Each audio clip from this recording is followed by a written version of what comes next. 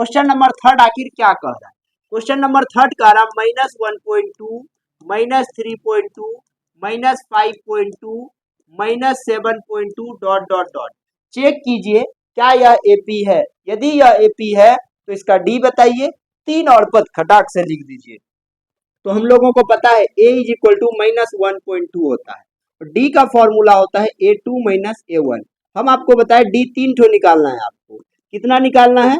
तीन तक निकालना है। इसका फॉर्मूला हो जाएगा a3 - a2, इसका हो जाएगा a4 - a3। अब बताइए a2 में कितना है? -3.2 है या नहीं है? इसमें कितना? -1.2। अब इसका पूरा सॉल्यूशन यदि हम कर रहे हैं तो कितना हो जाएगा? -3.2 अब +1.2 हो जाएगा। अब यदि इसको सॉल्यूशन करेंगे तो 0 और 3 में से 1 चले जाएगा, कितना बचेगा? 2। तो कितना निकल गया? -2.0।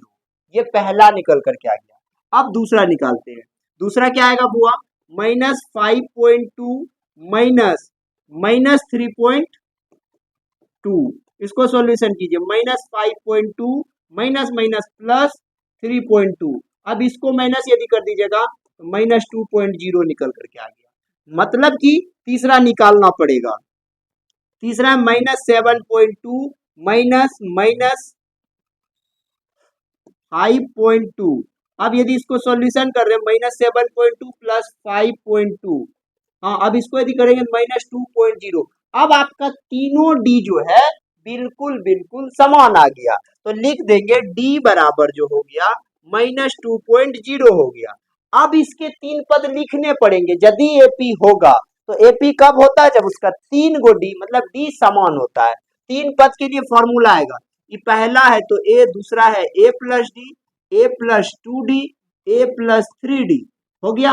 अब जो अगला लिखाएगा a + 4d, a + 5d, a + 6d। ये तीन पद हमको लिखने होंगे, ठीक ना? तो a में कितना है बउआ? -1.2 है ना? है या नहीं है? और देखिए 4 इंटू डी का वैल्यू कितना निकल करके आया है? -2.0। अब इसको सॉल्यूशन करेंगे -1.2 प्लस माइनस माइनस। अब इसको मल्टीप्लाई आप कर दीजिएगा तो आपको हो जाएगा करीब करीब 4 2 जा 8 8.0। अब इसको यदि जोड़िएगा तो -9.2 निकल करके आ गया। समझ में आ गया कि नहीं आ गया? अब दूसरा बनाते हैं। -1.2 प्लस ये कितना हो जाएगा? 5 इंटू डी 2.0 -1.2 प्लस माइनस क्या हो जाएगा? -5 2 जा कितना हो जाएगा बउआ?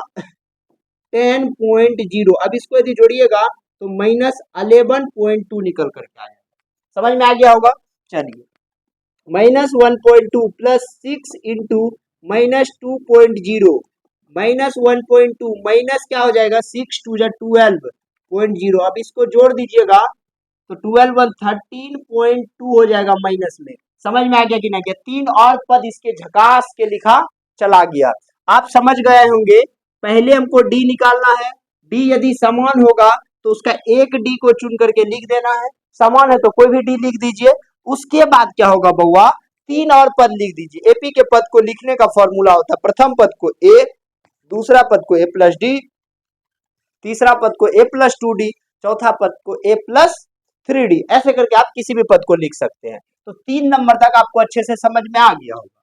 चलिए